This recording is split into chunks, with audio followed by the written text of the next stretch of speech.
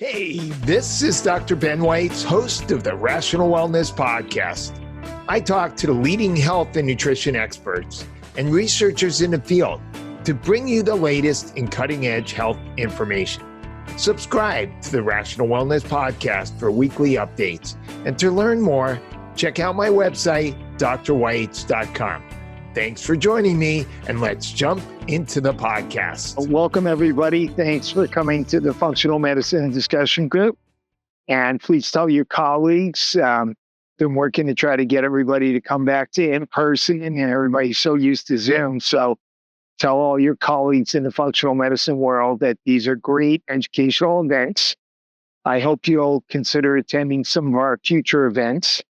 Next month, August 22nd, Dr. Howard Elkin will be speaking about integrative cardiology.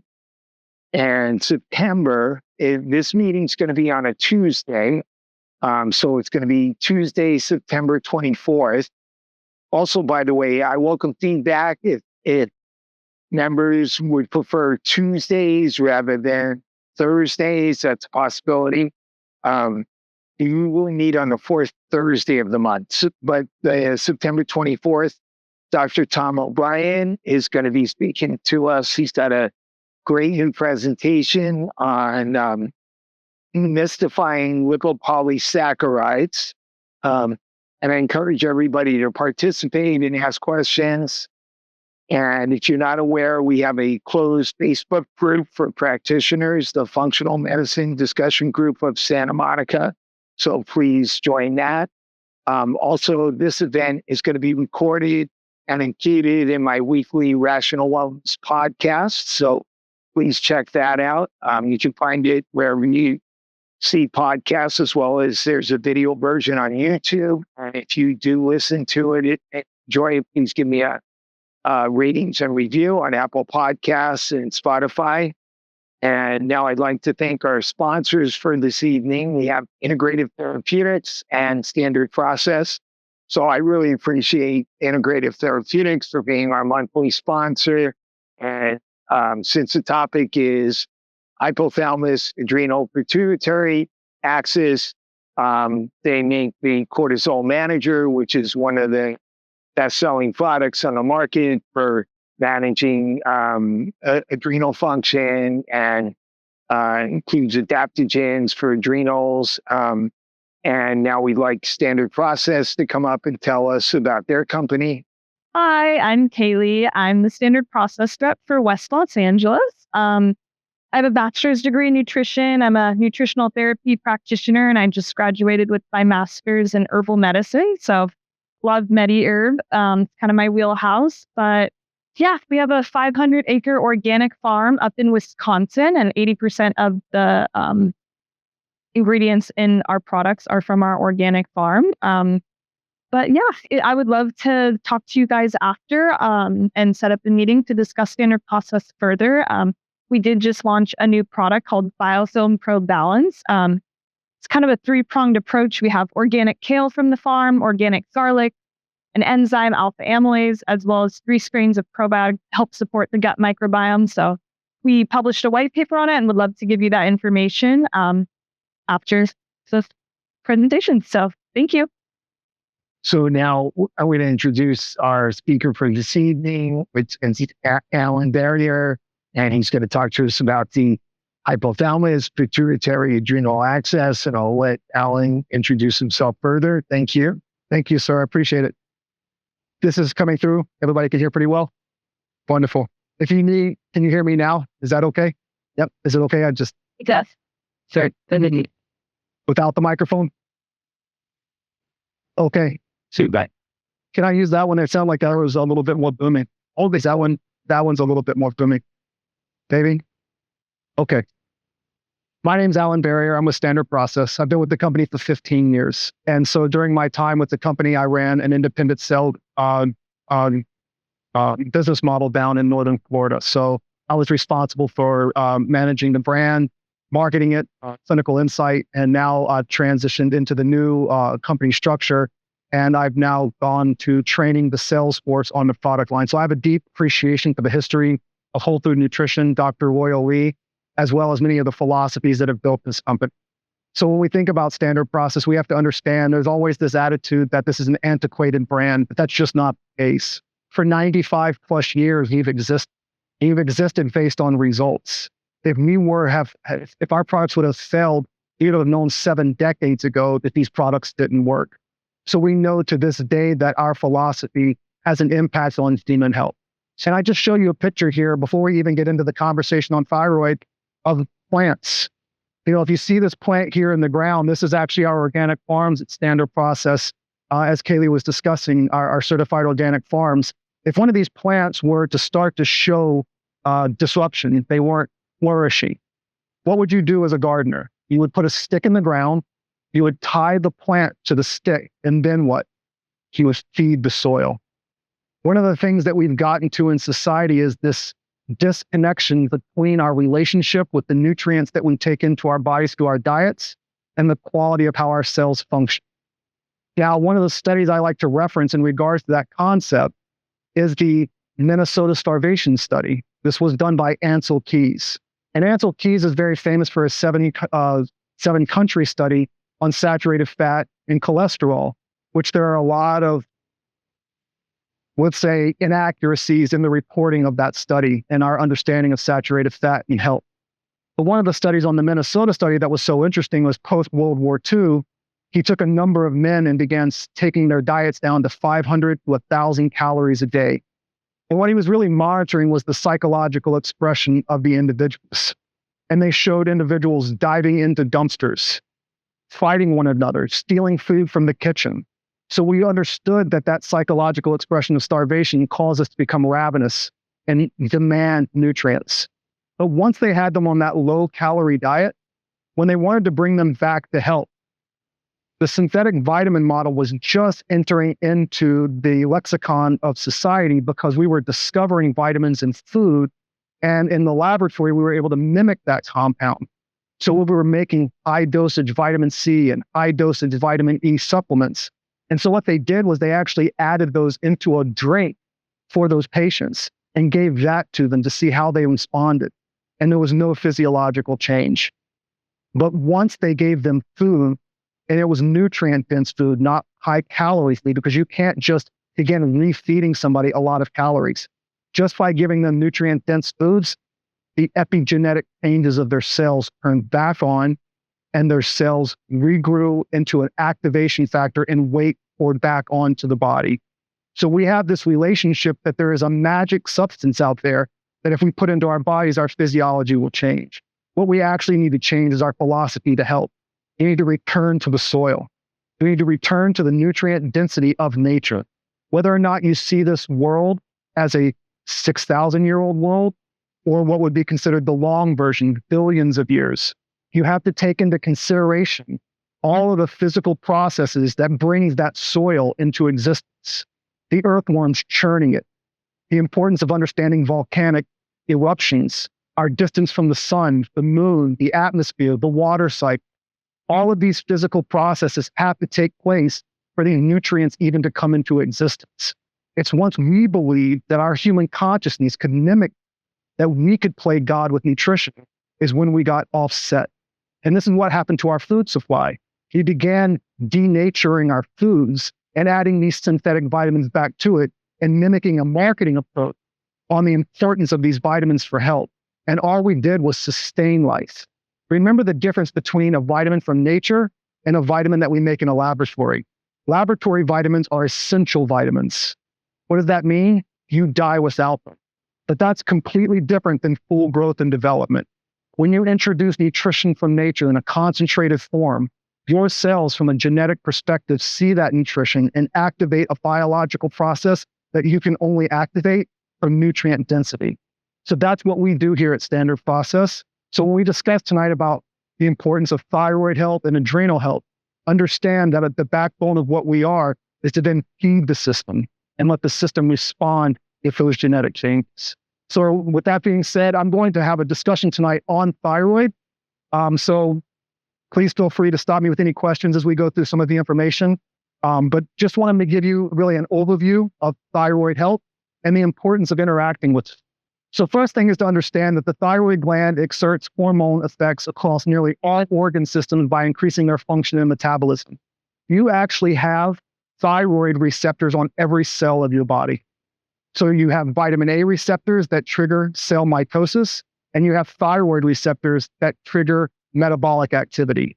So the importance of having a healthy thyroid means a healthy metabolism. Every 13 minutes, all of the blood that's in your body travels through your thyroid.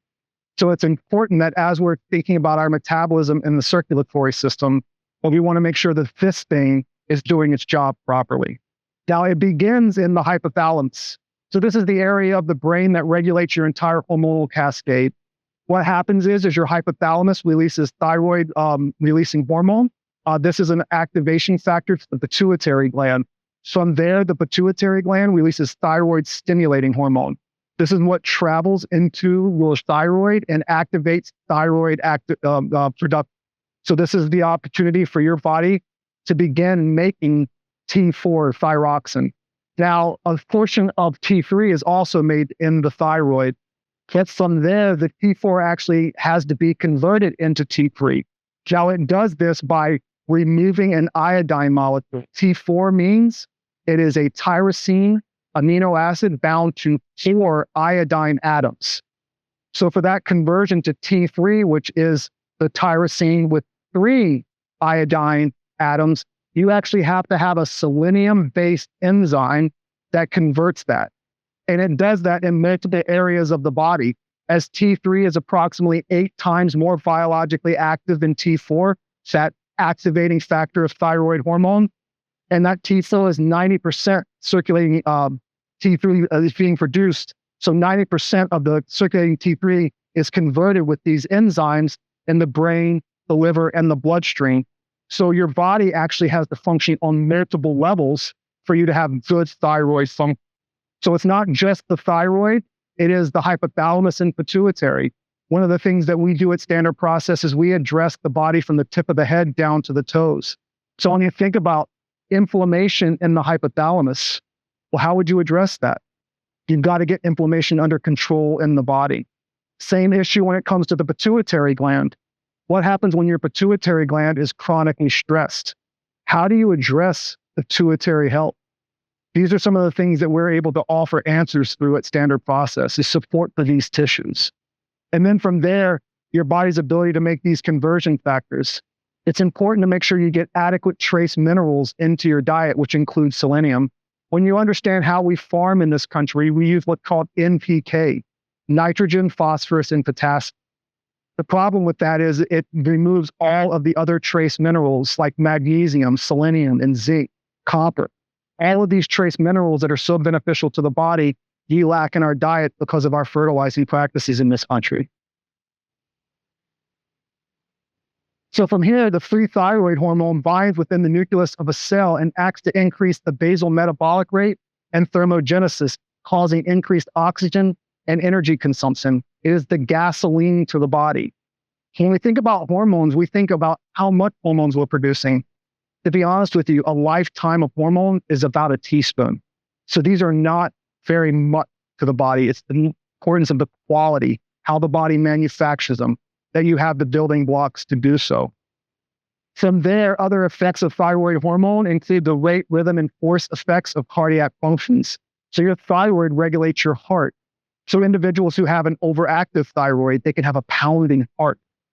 So this would be an indication where you might want to look at the thyroid if they can feel their heart beating or they have a racing heart. Another area that you may look at is the stimulation of the nervous system, resulting in increased alertness. Some of the issues when we see an underactive thyroid is brain fog because the mind cannot activate properly. Another issue that we actually don't even discuss in society is anyone aware that an iodine deficiency in childhood leads to a 10-point drop in IQ? So the importance of getting iodine into our systems increases the speed of thought. One of the things that happened to me in my past, yes, sir. That was up to me. 16.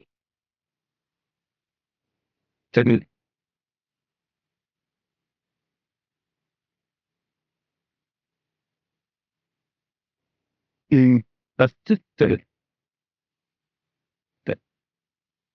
Fair. And one of the things I will tell you is that I'm not here to promote high dosage iodine. That's not the idea. It's the importance of getting iodine into the diet. The reality is that Japanese women living on the coast of Japan consume anywhere between 12 and 15 milligrams of iodine daily. In this country, we recognize 140 micrograms as the daily RDA. That's far lower, but yet Japanese women living on the coast have some of the lowest levels of ovarian, stomach, and breast cancer in the world. The challenge that we face in society is that we are inundated with chemicals that displace or replace iodine in our systems. And we'll talk a little bit more about that as we go. Yes, please. It's database. It actually doesn't, it's not a worry about the trace minerals. So there's no measurement. The NPK actually is steroids for the plant. So you can have trace minerals in the soil, but you have to care about the soil. Our farming practices in this country, they don't test the soil that way.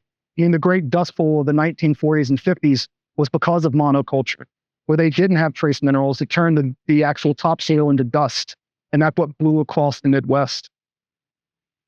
Yeah, I think the point you're making is that the soil is depleted and we're only repleting it with a very small percentage of the minerals that are needed. Absolutely. Did a lot. Yeah, that microphone was a little lower.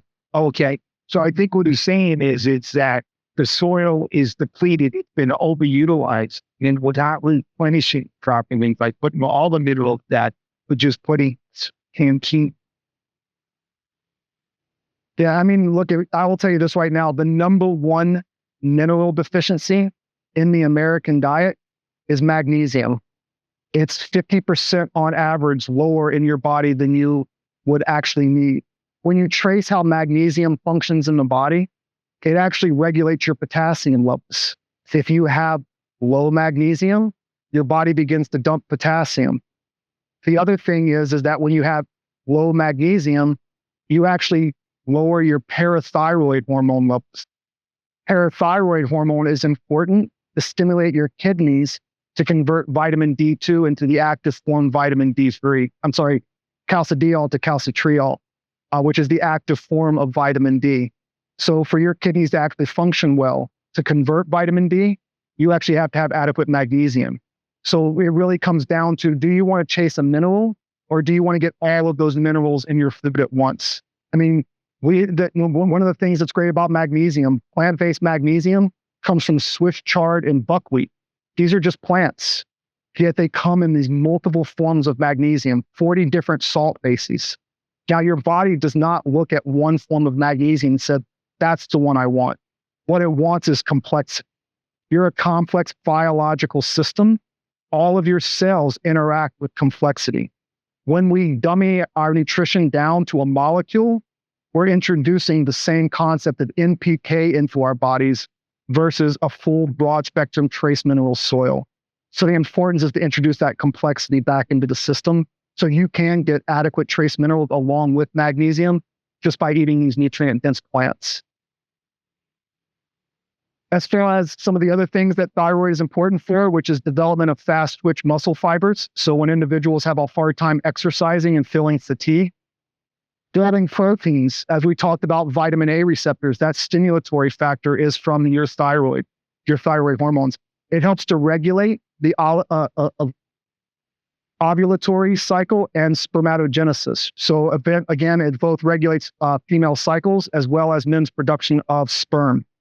Now, some of the common causes of acquired thyroid disorders include nutritional deficiencies, things like iodine, things like tyrosine, things like trace minerals. One of the things that people don't realize that before 1940, all essential fatty acids had an iodine number because it was known that when you took fat in the diet, there was a certain portion of iodine that helped the body to absorb. Some of the best fats for iodine absorption were flaxseed oil. That's why we have such a deep relationship with that type of fat. It's also important in the body to support the metabolism of calcium as well. But when you see the synergy of health, you understand that iodine helps to feed the thyroid, but it also makes calcitonin. Calcitonin is what drives calcium into bones. So our thyroid and fats go hand in hand. So we're getting good quality fats back into the diet. I will say this too, whenever you look at all of the studies on the importance of diet, it always reaches back to the Mediterranean diet. Why the Mediterranean diet? Omega-3 fatty acids, healthy fat, soiled, dense vegetables, fruits, lean meats, fish, things that we were meant to have from a nutritional perspective. Then you can have autoimmune activity against thyroid tissue. This is the importance of understanding the immune system directly. One of the things that we're learning about the gut microbiome is its ability to regulate T regulatory cell production. Now, how we do that is we have to interact with compounds that downregulate inflammation through the immune system. Some of this can come from direct tissue support, such as organotherapy approaches, where you actually take in tissues that are thyroid-based, or looking at other types of foods that support a better microbiome profile, which could include the production of bacteroidetes. This is where we're seeing a lot of research on how herbs function and normalize the profile of our gut microbiome. The other one is firmicutes. Interestingly enough, when we exercise, firmicutes is the actual dominant profile that shows up. But always remember this: if you want to be firm, reduce firmicutes. It doesn't mean that you don't want firmicutes, but firmicutes upregulates calorie absorption into the body. So children should have elevated firmicutes as they're growing, and the elderly need to have elevated firmicutes to keep gaining muscle mass on the body. But during our midlife, bacteroidetes is the profile that we're looking for. This is what helps to regulate inflammation in our immune system to help to downregulate some of these issues. If you have environmental toxins, which we have a slide on that one, and some of the last ones are radiation, surgery, and medication. So our current medical practices in this country are leading to damaging effects on the thyroid directly. So what are some of the supportive lifestyle practices? So let's talk a little bit more about the stress cycle and the importance of how it affects our thyroid. So promote stress reduction activities, stimulate the parasympathetic nervous system. I know many of you in this room are familiar with Andrew Huberman, but if you ever want to know how to activate your parasympathetic nervous system, you can just stare as far off to the right as you possibly can until your body sighs, and then back to the left as far as you can until your body naturally sighs again. This is actually an activation factor for your parasympathetic response. So calming down the stimulatory effects of your sympathetic nervous system. Now, what happens in regards to an overstimulated sympathetic nervous system is elevated cortisol. This can lead to decreased levels of free T3 and increase the risk of autoimmune activity against the thyroid. So just to give you kind of an indication of what that looks like here, this is your hypothalamus in the brain and your pituitary as well as your thyroid. Now, what happens in the hypothalamus is that you have your thyroid releasing hormone, which triggers the anterior pituitary to release thyroid stimulating hormone. And then your thyroid releases T4, which is either converted into reverse T3 or T3 based on the quality of selenium in your body.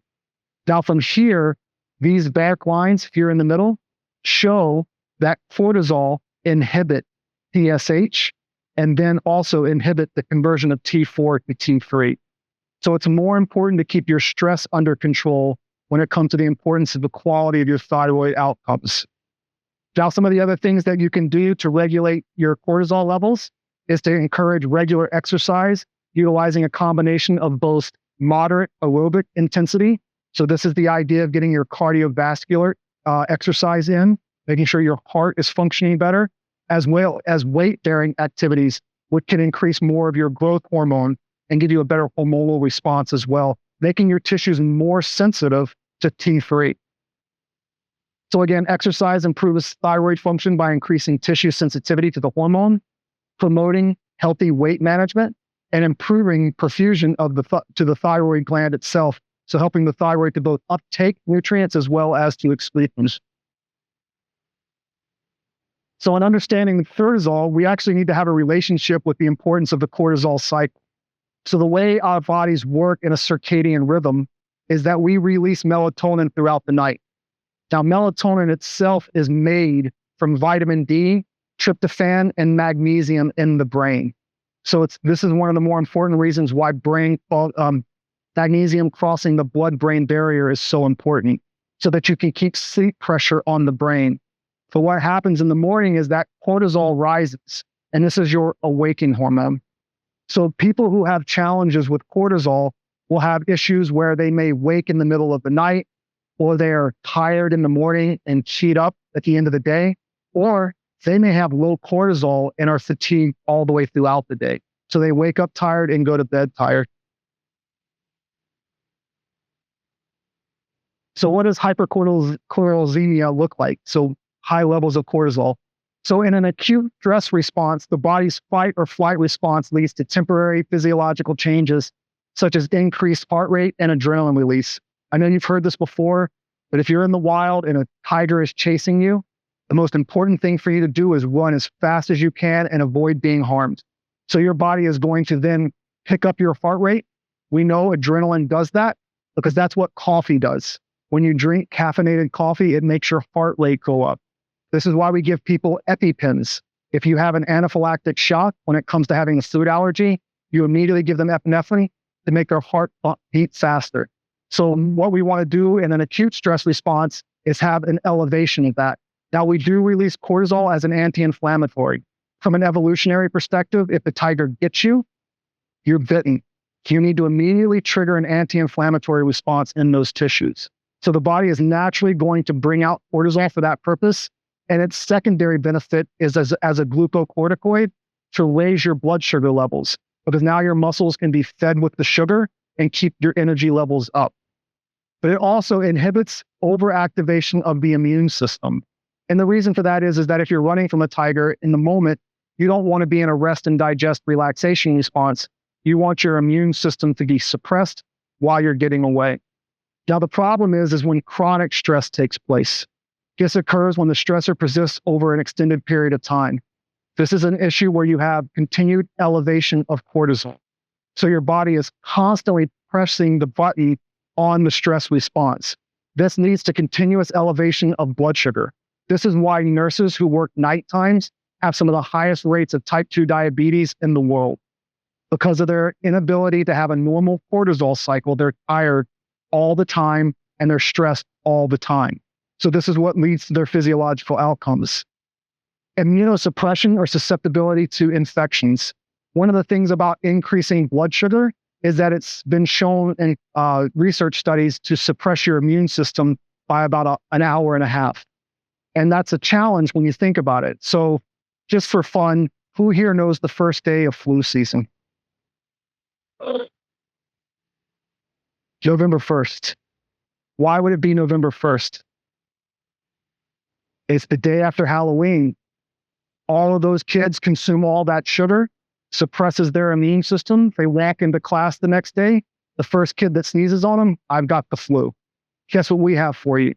The answer, right?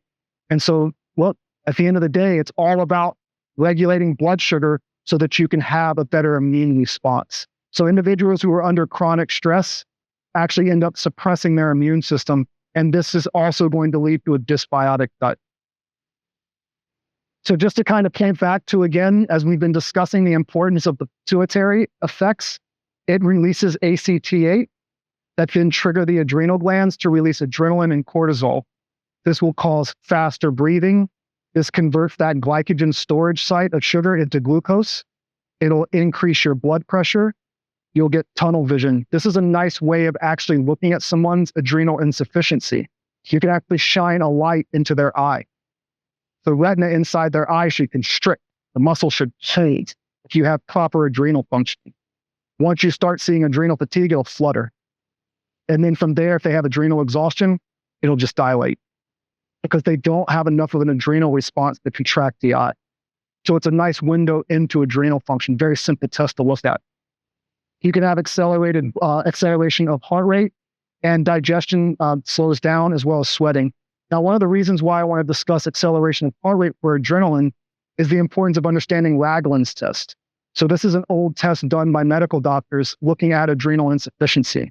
So what they essentially did was they would take the blood pressure of a patient lying down and immediately have them stand up.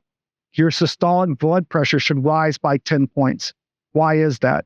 Because when you go from lying down to standing up, your heart can't beat fast enough to get oxygen into your brain. So your adrenal glands have to release adrenaline to stimulate your heart to beat fast. So if you take their blood pressure lying down and then standing up and you don't get a systolic raise, there's no adrenaline being released by the adrenal glands. So Ragland's test is a wonderful insight into adrenal insufficiency and a great thing to address nutrition with and see if your nutrition is actually working.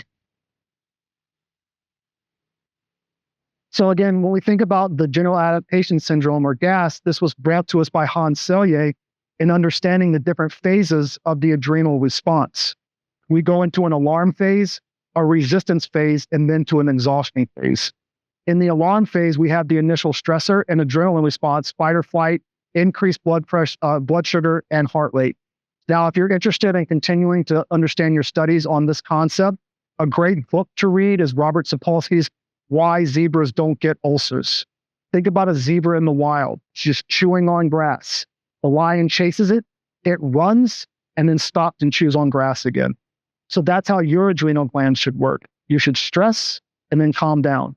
But if you're always stressed, you can see how our adrenal glands aren't functioning properly. Now, what happens is we can get into a resistance phase. This is where the stress continues and the body compensates with signs of anxiety, insomnia, appear as cortisol is chronically released. So this will be the individual who tries to go to sleep at night, but they have so much stress hormone they can't fall asleep. Their mind is just racing. Now, what happens is you get into an exhaustion phase. This is the inability to manage chronic stress. So you get a depletion of hormones and fatigue and inflammation worse. This is the individual who wakes up in the middle of the night and can't go back to sleep. So on average, Americans at the breakfast table will eat anywhere between 200 and 400 grams of carbohydrate. What this does is it spikes their blood sugar, and in response, they spike their insulin. The insulin will drive the blood sugar down, but there's still too much insulin. Your body does not make insulin in response to the blood sugar. So what ends up happening is you have to make stress hormones, glucocorticoids, to release stored sugar into circulation. The problem with that is all day long, your body is yo-yoing that response. So you reach for candy, coffee, or something to stimulate you throughout the day. The problem is you lie down to sleep at night. You can fall asleep because your cortisol levels are low. Yet your blood sugar dips even lower while you're asleep. And your body says you're going to die. So I'm going to dump cortisol into circulation. And all of a sudden at 1 o'clock in the morning, I'm awake again and I can't go back to sleep. So when you think about cortisol and its regulation of our waking up response, also think about the effects of blood sugar as well as your adrenal function. So some supportive lifestyle practices. If you're not doing a purification, detoxification type program in your practice, now's the time to get started. One of the things that we know is we need to minimize our exposure to these endocrine disrupting chemicals as they actually disrupt the thyroid directly. So this is what thyroxine looks like on a chemical level. You can see 2 benzene rings. You have your iodine molecules. Now, what we do know is that when you look at dioxins, 2 benzene rings, it looks like thyroxine. You have VPA, bisphenol A, it looks like thyroxine. So if you're loaded in toxic compounds in your body and you're not supporting phase 1 and phase 2 detoxification with your sulfur-containing plants like kale and Brussels sprouts or Spanish black radish, you're not supporting your phase 2 mechanisms. You can push the body with chemicals, but you need to feed it as well. So some whole food nutritional recommendations: ensure adequate but not excessive amounts of iodine. I'm not a fan of the Brownstein-Guy-Abraham overload the thyroid with iodine. Remember that your body is going to displace iodine with halogen molecules like bromide and fluoride, as well as picolinate, which is jet fuel. And so whenever you take too much iodine into the system, your body tries to dump all of those halogen molecules at one time. It'll put stress on your kidneys and your liver. So you want to make sure that you nourish the kidneys and liver to be able to handle the detoxification before you ever start ramping up iodine. So it's not so much that you don't want to not use iodine, you just want to use adequate amounts. So the American Thyroid Association says that 600 micrograms a day is safe. But at the same time, the upper limit is 1.6 milligrams of iodine. So you can take a little bit more iodine in certain cases. But at the end of the day, you can also get iodine-containing foods, iodized salt, fish, seaweed, and dairy products. Now, iodine deficiency can lead to hypothyroidism. That excess iodine has been shown to precipitate thyroid issues and exacerbate pre-existing thyroid conditions. Now, the Wolff-Chaikoff effect prevents the thyroid from synthesizing large amounts of thyroid hormone by rejecting excessive iodine quantities. So you're not going to just take a bunch of iodine and make the thyroid work better. It's more about getting adequate amounts of iodine on a regular basis. Some other whole food nutritional recommendations is to promote proper thyroid hormone conversion by supplying that adequate amounts of selenium. Zinc is important for thyroid receptors. So all the receptors of your body require adequate zinc. Now, what I will remind everyone about zinc is that we have what are called metalloproteins in our bodies. A metalloprotein is something like hemoglobin, which is important for binding iron. Now, these metalloproteins have a cascading effect of which mineral they actually want to attach to. And much of your metalloproteins need copper. Once you have inadequate amounts of copper in your diet, the next mineral that these metalloproteins go after is zinc. So when you're giving zinc to your patients and they're not responding to the therapy, it's because they have a copper deficiency. So you have to address the importance of copper. Now, copper is not one of those scenarios where you just want to give copper directly. Copper is naturally occurring in things like mushrooms and potatoes in the form of pyrosinase. This is organic copper, biologically active copper. So getting these feeds back into your diet allows you to get adequate copper, which also feeds your adrenal system as well. So when we think about the importance of zinc, you also have to address other minerals, but zinc is important for those receptor sites. It is necessary for the production and activation, again, of T4 to T3. So selenium is a trace mineral found in things like Brazil nuts and organ meats. And one of this about organ meats, organ meats are the most nutrient-dense foods you can possibly eat. We just don't have a relationship with it. In 1952, the average American ate liver twice a week. When's the last time any other person in this room has had liver for dinner? You just don't consume it as much as we used to. And so the idea of things like blood sausage or sweetbread or kidney pie, you just don't consume these foods on average any longer. But we do know that historically, we did have a relationship with them. You can actually go back to ancient Egyptian papyruses, where you can see them actually consuming liver for night blindness. So we do have a relationship throughout human history with organ meats. And if you look at animals in the wild, when a lion kills a zebra, it eats its adrenal glands and its heart and its intestines and its kidneys and leaves the muscle meat for the jackals. So you can see a lion as a beautiful specimen of strength and power in nature. And what is it eating to get that outcome is the organ meats. Zinc is found in oysters, beef, fish, and seafood. I recommend that those with underactive thyroid avoid consuming large amounts of raw goitrogenic foods such as Brussels sprouts, kale, and broccoli. It's not that you shouldn't eat these foods. It's just that goitrogens are sensitive to food processing, including heat, which can denature them, and steaming has been shown to reduce their effect. So have steamed kale, have steamed Brussels sprouts, have steamed broth. Because what these compounds actually do is they ramp up phase 2 liver detoxification. That actually helps the body to clear thyroxine. So you don't want to clear thyroxine when you have an underactive thyroid. So the importance then is to make sure you slightly prepare those instead of eating them in their raw state. Now, raw food is very healthy for you. I don't want to tell you not to eat raw. There was a study done in 1951 in Switzerland by a doctor by the name of Dr. Pituitary. And what he did was he was actually monitoring white blood cell activity and whether or not you ate cooked food or raw. And what he found was that people were eating cooked food and it would stimulate an immune response. But when they ate raw, there was no immune response. But the nice thing was, when they ate half cooked and half raw, there was no immune response. So it doesn't mean that you have to eat 100% raw, but you need to have some raw food in your diet that will keep your immune system from over-responding. And so if you're not consuming raw foods, consider raw supplements that have food concentrates that can help to supply that outcome for you as well. So this is what wet food looks like. This is what most people don't consume. I know we live in challenging times. We live in food deserts at times. Getting access to organic foods, nutrient-dense foods, knowing that the farmer or the individual who are pulling the fish or making the dairy products is taking care of the supplying substance, the soil, the animal, their farming practices. But at the end of the day, this is what we need to have a relationship with, is whole foods, because there are healing factors within foods that you can only get by eating these. The problem that we face in this country is this is what the average American diet looks like. These foods are made in a laboratory, just like synthetic vitamins, where they're there to try to stimulate a response, push a pathway.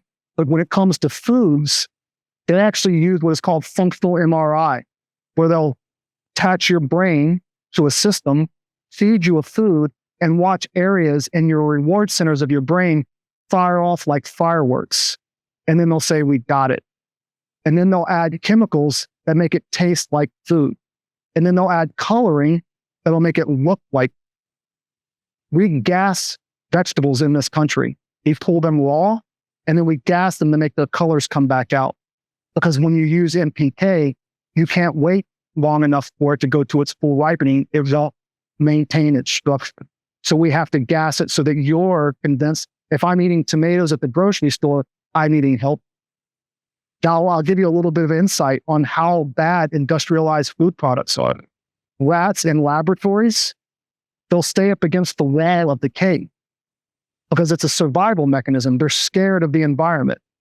And what they did was they took those rats that they were feeding pellets to, they started changing their diet, and they gave them Fruity Pebbles. And those same rats that would stay against the wall for safety purposes, would come out into the open to eat the Fruity Pebbles. So it bypassed their evolutionary instinct to survive. That's what these foods are doing. They're making us addicted to them to the way that we can't break our relationship. So I'm not trying to shame for this. This is an absolute travesty in this country where we produce foods that no longer provide health. The idea that we're even having a conversation on healthy thyroid is nonsense to me.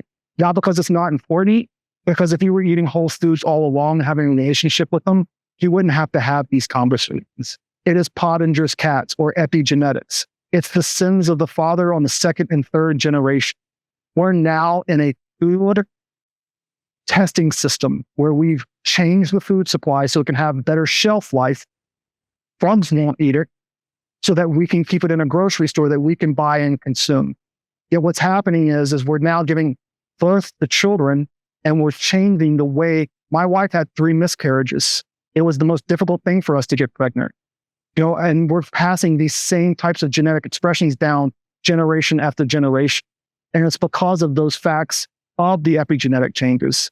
There was a famous doctor named Francis Pottinger in the 1940s, did what was called the Pottinger's cat study, where he was actually trying to renew their adrenal glands. He wanted to make a drug, a specific adrenal drug for these adrenal glands. The problem was people found out he had cats. And so they started giving him cats.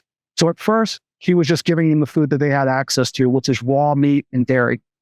Now, the problem was in the next cats that came in, they didn't have enough food for them. So they started giving them food leftovers and powders. Now, what he ended up finding out was the ones that were getting the second dosage of food started losing their hair. They started having bone density issues, and they had issues with procreation. By the second and third generation, they no longer could make cats anymore. And the challenge is, when they began feeding the cats properly again, it took them 6 to 7 generations to fully normalize again. So the importance of getting whole foods back into your diet is the best thing that not only can you do for yourself now, but for the generations to come. You need to feed people. And that's exactly what we want to do, is provide the missing components in the food supply that they've taken out. So this is what conventional pest and weed management looks like. This is putting glyphosate onto the plants themselves. If you're interested in understanding that research and how devastating that concept is, the book is called Whitewash, where they talk about the importance of understanding that pesticide and the diseases that it causes. And this is what people are consuming. that are disrupting their thyroid function. We at Standard Process hand weed our plants. We use no inputs on the soil. We make sure that these nutrient-dense soils are full of trace minerals, the mycorrhiza, the bacteria and fungal profiles of the soil and plant have a symbiotic relationship with the nutrient uptake from the soil. And we make sure that we remove all invading factors that could disrupt that plant's growth. So this is all hand weeding that we do at Standard Process. From there, healthy plants start with healthy seeds. We actually understand the genetic profile of our seeds to make robust plants. We have over 800 plus acres of certified organic farm where we choose seeds for nutrient density. These are rows and rows of plants coming from the Standard Process farms. On our farm, majority of our ingredients are grown locally from our organic farm. Things like alfalfa. Alfalfa has a deep root system. It goes 2 to 6 feet into the soil, pulling minerals from the earth's crust into the plant. So when you think about the importance of trace minerals, you need alfalfa in your diet. Barley grass, a wonderful source of chlorophyll. Chlorophyll is plant blood. Plant blood has unique benefits in the human system. It actually neutralizes a fatigue poison called guanidine. Elevations in guanidine disrupt thyroid function. So getting more chlorophyll back into your diet. The importance of beet leaf and root. One of the things that we know that when your thyroid is not functioning well, your methylation factors are decreased as well. One of the things that's nice about beets, this red coloring in the beet itself, which is very concentrated in the root. Why the root? Because all the nutrients come into the root. It makes the bulb, and from the bulb, there is an explosion of the plant top. So once the bulb is made, the concentration of nutrients come out into the stem and the leaf, are also in the root. So that red coloring is called beta-ene. Beta-ene is trimethylglycine, 3 methyl donors on the backbone of glycine. Interestingly enough, glutathione is made from the amino acid glycine. So getting methyl donors as well as glycine into your diet is getting beets back into your diet. Then you have the importance again of Brussels sprouts for that phase 2 sulfur formula. Buckwheat is rich in bioflavonoids. This is the plaque, the structure of our cells. Vitamin C doesn't work without the bioflavonoids. Nature's bioflavonoid is lutein. Lutein is an interesting compound. It's been shown in studies that if you have adequate lutein in your diet, that it disrupts hemolysis, the premature breakdown of your red blood cells. So when you think about the quality of your circulatory system, it's important to get those bioflavonoids. Kale, similar to Brussels sprouts. Kidney beans. Kidney beans have an interesting concept eating. They're shaped like the kidney. And they've actually found a compound in kidney beans that helps your kidneys to make more urine. So the importance of getting things like kidney beans, which are also rich in the natural vitamin A precursors, so that your body can get more of those support for vitamin A receptors of the body. Oats are interesting because not only do they have vitamin E and vitamin B, but it's a rich source of silica. Silica is what makes your skin integrity more capable. So when you think about gut lining or your skin, if it's getting thin or easily cutting, it's a lack of silica in your diet. By getting oats, you can return to that. Pea vine, that's that vitamin E from nature. One of the things that's interesting about vitamin E is it's rich in phytoestrogens as well.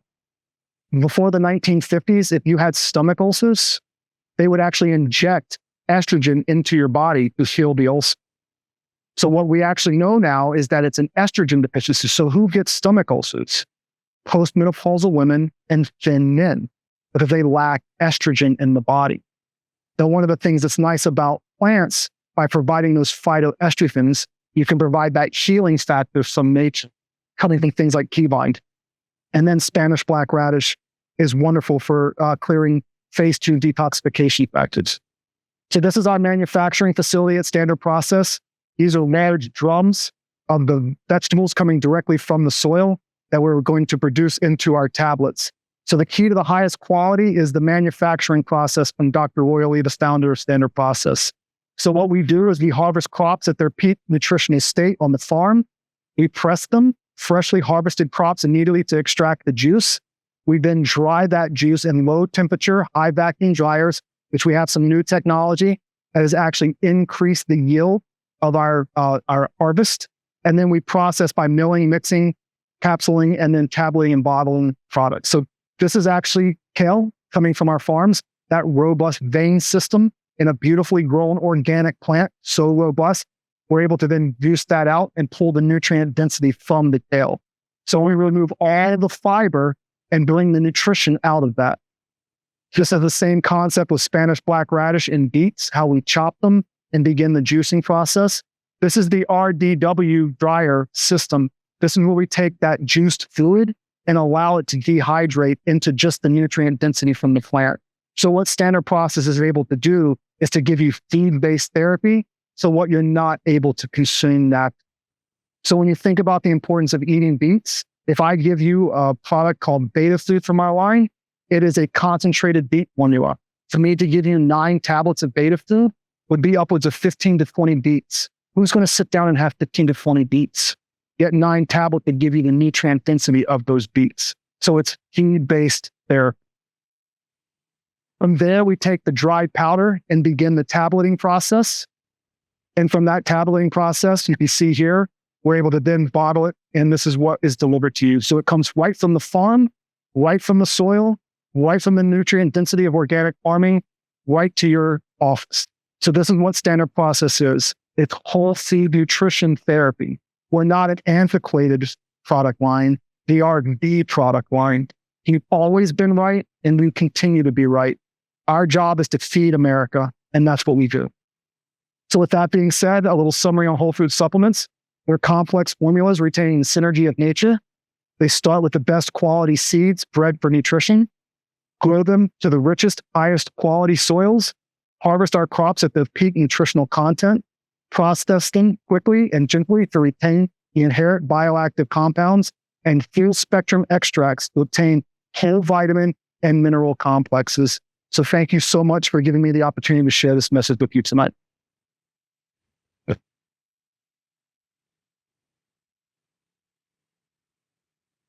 Please.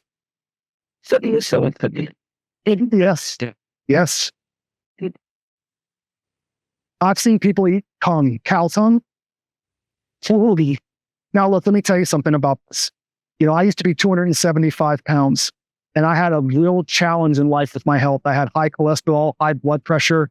I was broken. I'm a business graduate from the University of Florida, and I went during the real estate crash. I was in real estate to start out my career, and I was looking for a job in pharmaceutical industry. I thought, my dad told me when I was young, if you start taking the drugs, you'll have to live on the drugs for the rest of your life. So I said, maybe I'll go work in pharma. They'll give me a company car and they'll give me the secret on how to take better care of myself. And I stumbled into the standard process experience that way. So I, in fact, doored it into this. For 6 months, I told myself, this is all nonsense. These food tablets, yet there was something intuitive about it. Carrots and beets. I didn't eat those things. Yet what happened was when I started taking the supplements, I had physiological changes in my body. And from there, I started doing the purification program, which is a behavior modification. Not only is it clinically supportive of your body, which it ramps up phase 1 and phase 2 detoxification, but you also begin eating whole foods. And I felt better eating that diet. So when I went back to those processed foods, I didn't want to eat them. They made me sick. So the weight just started shedding off my body at that point. And from there, I introduced iodine as a concept, and my brain sped up. Now, all of a sudden, I can retain knowledge. And then it just became an issue where I just wanted more and more and more and more. So then I went on a journey. 1,500 books later, 30,000 seminar hours later, running a business model for standard process, sharing this message, seeing people's lives change. I didn't even really fully articulate the concepts here. And you understand complexity theory? AI is actually chasing that concept. What does that mean? They believe that as they make a computer more complex, out of that complexity, there will be emergent properties, which will mean that the AI will become sentient. I don't believe that, but I do believe in complexity theory. Look at a snowflake. Each snowflake is like a fingerprint, uniquely different. It's the complexity of nature. That's what these plants are, is a highly complex structure in nature that we have evolved over billions of years for our 100,000 years on this planet to have a relationship with. We thrive in the presence of. It's only since we've removed ourselves from nature that we see sickness rising like we do now. I actually believe a lot of our individual emotional challenges in society where we're all disconnecting from one another is because we've lost that connection to soil. It's once we return to nutrition that we return to each other again. We're all a part of this together. But at the end of the day, we're all starving. And by that starvation response, we're actually challenged with one another because of it. If you can find common ground and you find it through our help. And that's really what I'm passionate about sharing is the importance of getting back to eating whole foods. And if you can't, think about taking a concentrated key tablet while you change the behaviors towards eating those foods again. Yeah, there was just a recent report that there's been a significant increase in scurvy in the United States. Shocking. We're eating so many ultra-processed foods that we're actually getting vitamin deficiencies, which you only have to have 10 milligrams of vitamin C a day to not get scurvy. Albert Szent-Györgyi was the discoverer of bioflavonoids. So he did research on ascorbic acid. And he was very famous in his book discussing scurvy. He actually gave pure ascorbic acid to a patient with scurvy and they did not respond. That way he gave them paprika, which is rich in ascorbic acid. They healed from scurvy. So remember, vitamin C is not ascorbic acid. Ascorbic acid is a part of the vitamin C complex. Bioflavonoids, tyrosinase, vitamin K precursors, all of these are found in nature around vitamins. Remember that the pirates and sailors of the British Army, they didn't heal scurvy by ascorbic acid. They did by limes and lemons and citrus fruits. All nutritional deficiencies, every one that we ever discovered in nature was cured by food. It wasn't a chemical. So I'm not saying that ascorbic acid can't change your pH or stimulate and affecting your body, but at the end of the day, it won't be the full picture that your body needs from a vitamin C deficiency. That same concept radiates through all the vitamins. Peace. Very good. That's not either. Let's take it. I decided. Yep. So that would be, is that person eating from an organic farm? Are they getting all organic vegetables in their diet? Or are they just eating conventionally grown vegetables? Again, if someone's living a good lifestyle, supplementation is not necessary. What is supplementation? It supplements your diet that you're not getting. So if you're eating conventionally grown tomatoes, I don't even show it in this presentation, but there was a study done at Rutgers in 1991 where they put together conventional vegetables versus organic vegetables. And what they found is that in tomatoes alone, there is 2,000 times more iron in organic vegetables than there is in non-organic vegetables. The amount of B12 that people are so concerned about getting only shows up in organically grown vegetables. It's very rare that all showing up in conventionally grown vegetables. So again, it depends on the quality of the foods that they're eating. Now, the way I live my lifestyle, I remove three main factors: trans fats, enriched flour products, and high fructose corn syrup. And then I supplement the rest. So I live in today's world just like me. I'm not a purist. Again, I have a problem. I was born premature, and my mom, during her pregnancy, could only consume saltine crackers and ginger ale. So think about the baby that developed in that environment. I came out of the womb starving. So I don't have an off switch in my brain. When I eat, I just keep eating and keep eating, keep eating. So if you have that issue, it's called the volumetrics diet. There are actually receptors in your stomach that when activated, tell your brain to stop eating. Well, what's the best way to do that? Boil potatoes, vegetables, fill your stomach and activate that sensation of fullness with low calories. If not, I'll replace that with potato chips and French fries and things that are very small and dense, and I'll over-consume them. Our society is actually over-consuming food. On average in this country, we're consuming 3,000 calories in this country to 3,200 calories. People are consuming much, and now we're having issues associated to that. Seeing calories. Yeah. So we're in abundant times, calories. What we're missing are the nutrients from those calories. So it's exactly.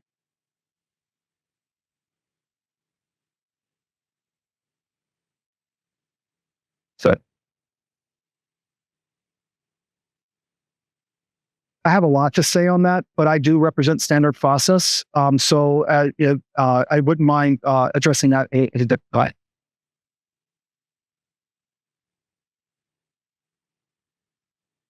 Dr. Lee's original formula was called Catalin. And so Catalin is what we would consider a multivitamin, but we don't look at it as a multivitamin. It has desiccated adrenal. Who's eating that? Desiccated spleen, desiccated liver, and desiccated kidney. Now, why we want to take those things into our diet is that think about your kidneys for a moment. How many different nutrients would you have to consume to recreate nutrients that feed your kidney? You go right to the kidney, and all the nutrients the kidney needs are in the kidney tissue directly. Then we also add things like carrots and buckwheat and all these other factors to clear out a full array of nature's trace minerals as well as vitamins as nature makes. Catalin. See? Think about it as an idea of a catalyst. Dr. Roy Lee said that vitamins in nature come in complexes. They're bound to minerals and proteins. They act as enzymes in your body. So by getting them in the whole food form, they enzymatically catalyze activity in your body. So again, it's just the importance of getting those nutrients into your diet. And again, you don't have to supplement, but if you're not eating that way, this is the reason why we want to supplement. Yes.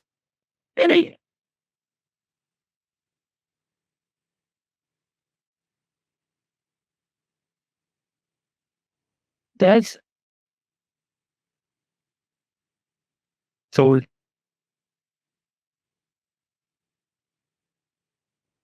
Thank you for that. One of the things that's unique about Wisconsin is that a large glacier cut topsoil at Wisconsin and basically pulled all the trace minerals out of the soil. That's why it's a cattle state, because of the dairy. Cheese is more robust. Cattle is more robust. That's why we organically farm in Wisconsin, because of all that nutrient density in the soil.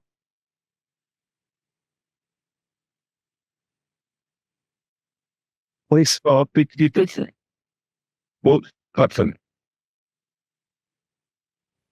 Got it. Yes, sir. That the they always say, wait, that's something. That's the chat. I can tell you right now that fluoride has been shown in the early 1900s to depress about 50% of your fatty acid metabolism, and it makes you just docile enough to not care.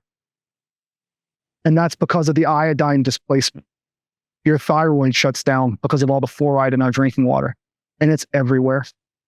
Just fluoride, not to even consider all the other chemicals that we're exposed to in our environment. Think about what we're breathing in today. And the amount of compounds that you can actually smell something and change your physiology. The same concept happens with the poisons in the air. You're smelling it and it's changing your stress cycle. So our bodies have to detoxify all of that. Are you taking sulfur-based compounds into your diet to support that? If not, you'll end up being toxic. I have a presentation on the purification program where I show a picture of a polluted lake and a running river. And the question is which one would you rather be, or what would you rather drink? The polluted lake or the running river? So our bodies need to be constantly functionally clearing toxins. And that's what our diet does, to support those pathways as the bodies. Please. Casey.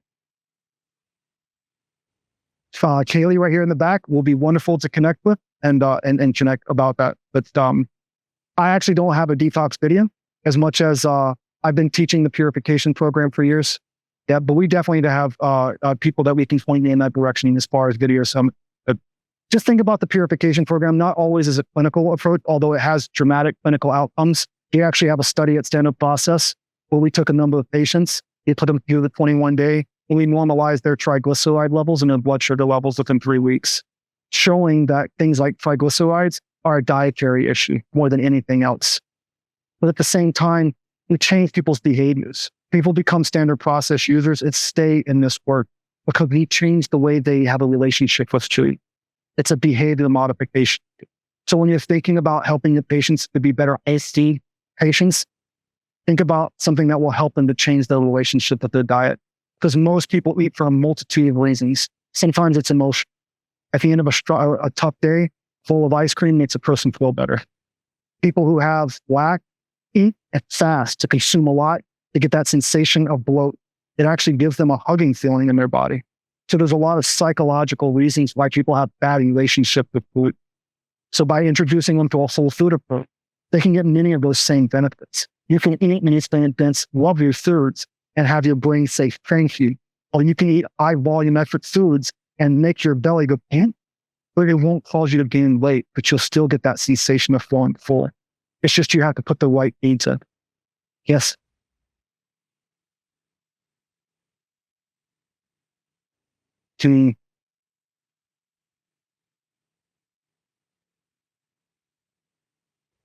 I would say that remember that your brain looks for magnesium and potassium. Your nervous system uses potassium to regulate its activity along with sodium.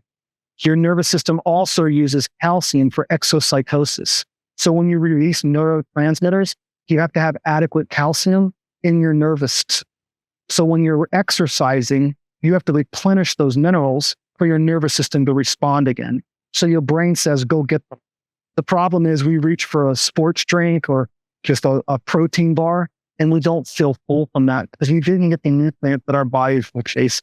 So we go back again and again and again.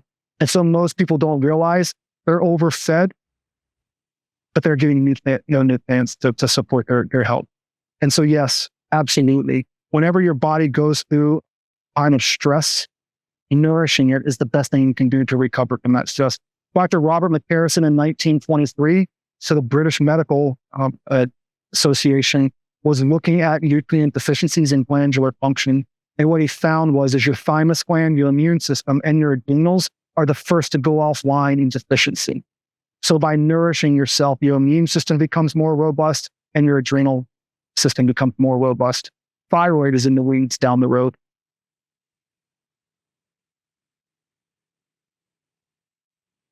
Yeah.